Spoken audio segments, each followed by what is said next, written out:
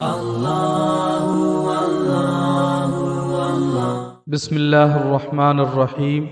نحمده ونصلی ونسلم علی رسوله الکریم اما بعد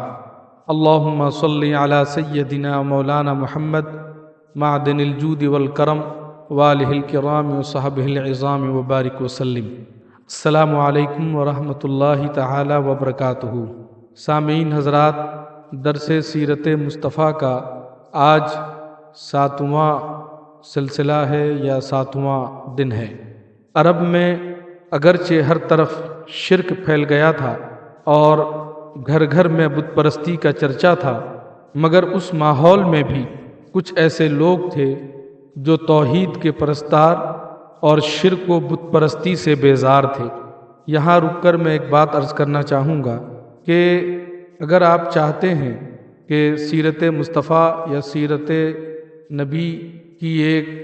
جامع جانکاری حاصل ہو، اس کی برکت حاصل ہو، تو آپ یہ کوشش کریں کہ پہلے درس سے سننا شروع کریں تاکہ ایک تسلسل باقی رہے، اور چونکہ ہر آنے والے چیپٹر اور آنے والے باب کا تعلق، آنے والے بیان کا تعلق، آنے والے درس کا تعلق کسی نہ کسی طرح سے پچھلے درس سے بھی رہتا ہے۔ اگر آپ شروع سے سننا شروع کریں گے تو بات آپ کے ذہن پر زیادہ واضح ہوگی۔ اس لیے میں نے یہاں یہ بتا دینا ضروری سمجھا کہ ہر آنے والے درس کا تعلق پیچھے والے درس سے کچھ نہ کچھ رہتا ہے، تو اس لیے اگر آپ نے نہ سنا ہو اس سے پہلے کا درس تو وہ بھی ضرور سماعت کر لیں۔ چنانچہ میں یہ عرض کر رہا تھا کہ عرب میں اگرچہ ہر طرف شرک پھیل گیا تھا اور گھر گھر میں بت پرستی کا چرچا تھا، مگر اس ماحول میں بھی کچھ لوگ ایسے تھے جو توحید کے پرستار اور شرک و بت پرستی سے بیزار تھے۔ انہی خوش نصیبوں میں زید بن عمرو بن نفیل ہیں۔ یہ علی الاعلان شرک و بت پرستی سے انکار اور جاہلیت کی مشرکانہ رسموں سے نفرت کا اظہار کرتے تھے۔ یہ حضرت عمر رضی اللہ عنہ کے چچا زاد بھائی ہیں۔ شرک و بت پرستی کے خلاف اعلان مذمت کی بنا پر ان کا چچا خطاب بن نفیل ان کو بہت زیادہ تکلیفیں دیا کرتا تھا، یہاں تک کہ ان کو مکہ سے شہر بدر کر دیا تھا اور ان کو مکہ میں داخل نہیں ہونے دیتا تھا، مگر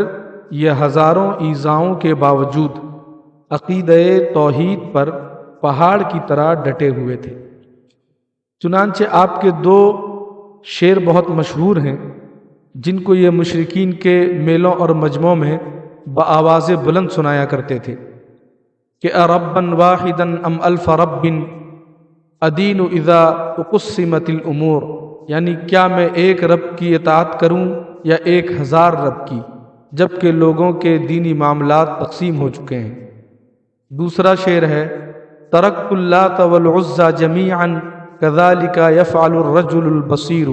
یعنی میں نے تو لات و عزیٰ کو چھوڑ دیا ہے اور ہر بصیرت والا ایسا ہی کرے گا۔ یہ مشرکین کے دین سے متنفر ہو کر دین برحق کی تلاش میں ملک شام چلے گئے تھے۔ وہاں ایک یہودی عالم سے ملے، پھر ایک نصرانی پادری سے ملاقات کی، اور جب آپ نے یہودی و نصرانی دین کو قبول نہیں کیا تو ان دونوں نے دین حنیف کی طرف آپ کی رہنمائی کی، جو حضرت ابراہیم خلیل اللہ علیہ السلام کا دین تھا، اور ان دونوں نے یہ بھی بتایا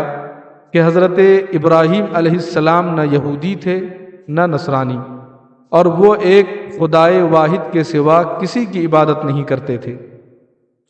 یہ سن کر زید بن عمرو بن نفیل ملک شام سے مکہ واپس آ گئے اور ہاتھ اٹھا کر مکہ میں بآواز بلند یہ کہا کرتے تھے کہ اے لوگو، گواہ رہو کہ میں حضرت ابراہیم علیہ السلام کے دین پر ہوں۔ اعلان نبوت سے پہلے حضور صلی اللہ علیہ وسلم کے ساتھ زید بن عمرو بن نفیل کا بڑا خاص تعلق تھا اور کبھی کبھی ملاقاتیں بھی ہوتی رہتی تھیں۔ چنانچہ حضرت عبداللہ بن عمر رضی اللہ عنہ راوی ہیں کہ ایک مرتبہ وحی نازل ہونے سے پہلے حضور صلی اللہ علیہ وسلم کی مقام بلدہ کی ترائی میں زید بن عمرو بن نفیل سے ملاقات ہوئی۔ ترائی یعنی گھاٹی، بلدہ کی گھاٹی میں زید بن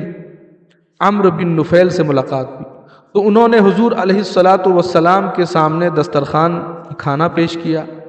جب حضور صلی اللہ علیہ وسلم نے کھانے سے انکار فرما دیا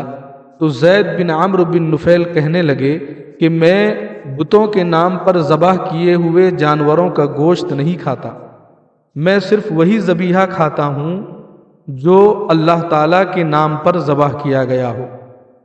پھر قریش کے ذبیحوں کی برائی بیان کرنے لگے اور قریش کو مخاطب کر کے کہنے لگے کہ بکری کو اللہ تعالیٰ نے پیدا فرمایا اور اللہ تعالیٰ نے اس کے لیے آسمان سے پانی برسایا اور زمین سے گھاس اگائی، پھر اے قریش تم بکری کو اللہ کے غیر یعنی بتوں کے نام پر ذبح کرتے ہو۔ حضرت اسماء بنت ابو بکر رضی اللہ عنہما کہتی ہیں کہ میں نے زید بن عمرو بن نفیل کو دیکھا کہ وہ خانہ کعبہ سے ٹیک لگائے ہوئے کہتے تھے کہ اے جماعت قریش، خدا کی قسم میرے سوا تم میں سے کوئی بھی حضرت ابراہیم علیہ السلام کے دین پر نہیں ہے۔ اللہم صلی علی سیدنا مولانا محمد معدن الجود والکرم وآلہ الکرام وصحبہ العظام وبارک وسلم۔ حضور اقدس صلی اللہ علیہ وسلم کا اصل خاندانی پیشہ تجارت تھا، اور چونکہ آپ بچپن ہی میں ابو طالب کے ساتھ کئی بار تجارتی سفر فرما چکے تھے، جس سے آپ کو تجارتی لین دین کا کافی تجربہ بھی حاصل ہو چکا تھا، اس لیے ذریعہ معاش کے لیے آپ نے تجارت کا پیشہ اختیار فرمایا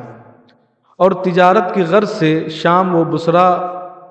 اور یمن کا سفر فرمایا، اور ایسی راست بازی اور امانت و دیانت کے ساتھ آپ نے تجارتی کاروبار کیا کہ آپ کے شرکائے کار اور تمام اہل بازار آپ کو امین کے لقب سے پکارنے لگے۔ ایک کامیاب تاجر کے لیے امانت، سچائی، وعدہ کی پابندی، خوش اخلاقی تجارت کی جان ہے۔ ان خصوصیات میں مکہ کے تاجر امین نے جو تاریخی شاہکار پیش کیا ہے اس کی مثال تاریخ عالم میں نادر روزگار ہے۔ حضرت عبداللہ بن ابی الحمصہ صحابی رضی اللہ عنہ کا بیان ہے کہ نزول وحی اور اعلان نبوت سے پہلے میں نے آپ سے کچھ خرید و فروخت کا معاملہ کیا، کچھ رقم میں نے ادا کر دی، کچھ باقی رہ گئی تھی۔ میں نے وعدہ کیا کہ میں ابھی آ کر باقی رقم بھی ادا کر دوں گا۔ اتفاق سے 3 دن تک مجھے اپنا وعدہ یاد ہی نہیں آیا۔ تیسرے دن جب میں اس جگہ پہنچا جہاں میں نے آنے کا وعدہ کیا تھا تو حضور صلی اللہ علیہ وسلم کو اسی جگہ منتظر پایا، مگر میری اس وعدہ خلافی سے حضور صلی اللہ علیہ وسلم کے ماتھے پر ایک ذرا بل نہیں آیا، بس صرف اتنا ہی فرمایا کہ تم کہاں تھے؟ میں 3 دن سے تمہارا انتظار کر رہا ہوں۔ اسی طرح ایک صحابی حضرت صائب رضی اللہ عنہ جب مسلمان ہو کر بارگاہ رسالت میں حاضر ہوئے اور لوگوں نے ان سے حضور صلی اللہ علیہ وسلم کے خلق عظیم کا تذکرہ کرنا شروع کیا تو انہوں نے فرمایا کہ میں حضور صلی اللہ علیہ وسلم کو تم لوگوں سے زیادہ جانتا ہوں۔ اعلان نبوت سے پہلے آپ میرے شریک تجارت تھے، یعنی بزنس پارٹنر، لیکن حضور صلی اللہ علیہ وسلم نے ہمیشہ معاملہ اتنا صاف اور ستھرا رکھا کہ کبھی بھی کوئی تکرار یا تو میں کی نوبت ہی نہیں آئی۔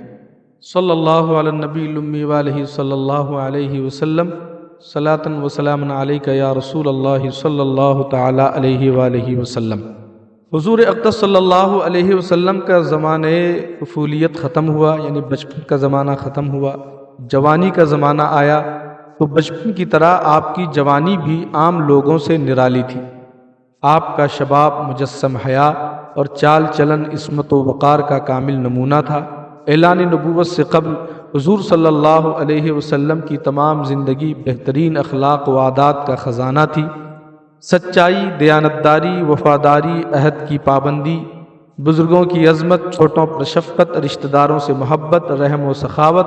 قوم کی خدمت، دوستوں سے ہمدردی، عزیزوں کی غمخواری، غریبوں اور مفلسوں کی خبرگیری، دشمنوں کے ساتھ نیک برتاؤ، مخلوق خدا کی خیرخواہی، غرض تمام نیک خصلتوں اور اچھی اچھی باتوں میں آپ اتنی بلند منزل پر پہنچے ہوئے تھے کہ دنیا کے بڑے سے بڑے انسانوں کے لیے وہاں تک رسائی تو کیا، اس کا تصور بھی ممکن نہیں ہے۔ کم بولنا، فضول باتوں سے نفرت کرنا، خندہ پیشانی اور خوش روئی کے ساتھ دوستوں اور دشمنوں سے ملنا، ہر معاملہ میں سادگی اور صفائی کے ساتھ بات کرنا حضور صلی اللہ علیہ وسلم کا خاص شیوا تھا۔ حرص، طمع، دغا، فریب، جھوٹ، شراب خوری، بدکاری، ناچ گانا، لوٹ مار، چوری، فحش گوئی، عشق بازی، یہ تمام بری عادتیں اور مذموم خصلتیں جو زمانۂ جاہلیت میں گویا ہر بچے کے خمیر میں ہوتی تھی،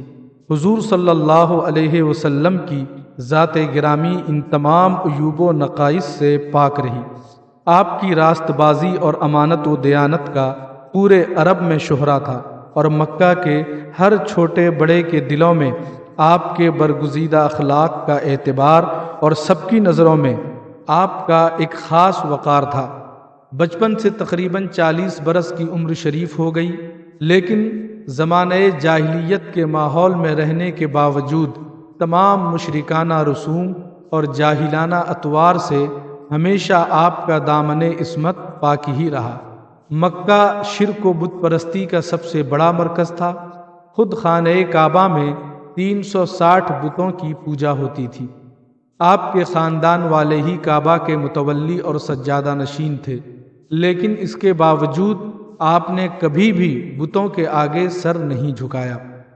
غرض نزول وحی اور اعلان نبوت سے پہلے بھی آپ کی مقدس زندگی اخلاق حسنہ اور محاسن افعال کا مجسمہ اور تمام عیوب و نقائص سے پاک و صاف رہی۔ چنانچہ اعلان نبوت کے بعد آپ کے دشمنوں نے انتہائی کوشش کی کہ کوئی ادنا سا عیب یا ذرا سی خلاف تہذیب کوئی بات آپ کی زندگی کے کسی دور میں بھی مل جائے تو اس کو اچھال کر آپ کے وقار پر حملہ کر کے لوگوں کی نگاہوں میں آپ کو ذلیل و خوار کر دیں۔ مگر تاریخ گواہ ہے کہ ہزاروں دشمن سوچتے سوچتے تھک گئے، لیکن کوئی ایک واقعہ بھی ایسا نہیں مل سکا جس سے وہ آپ پر انگشت نمائی کر سکیں۔ لہٰذا ہر انسان اس حقیقت کے اعتراف پر مجبور ہے کہ بلا شبہ حضور صلی اللہ علیہ وسلم کا کردار انسانیت کا ایسا محیر العقول اور غیر معمولی کردار ہے جو نبی کے سوا کسی دوسرے کے لیے ممکن ہی نہیں ہے۔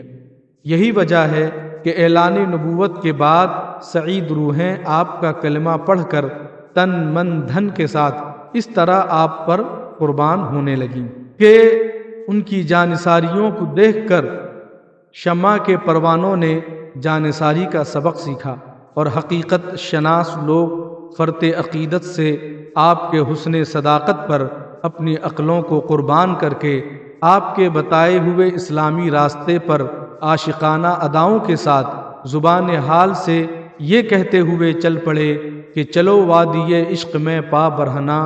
چلو وادی عشق میں پا برہنہ، یہ جنگل وہ ہے جس میں کانٹا نہیں ہے، یہ جنگل وہ ہے جس میں کانٹا نہیں ہے۔ اللہ رب العزت نبی اکرم صلی اللہ تعالی علیہ وآلہ وسلم کی تعلیمات پر ہم سب کو عمل کی توفیق عطا فرمائے۔ وآخر دعوانا ان الحمد للہ رب العالمین۔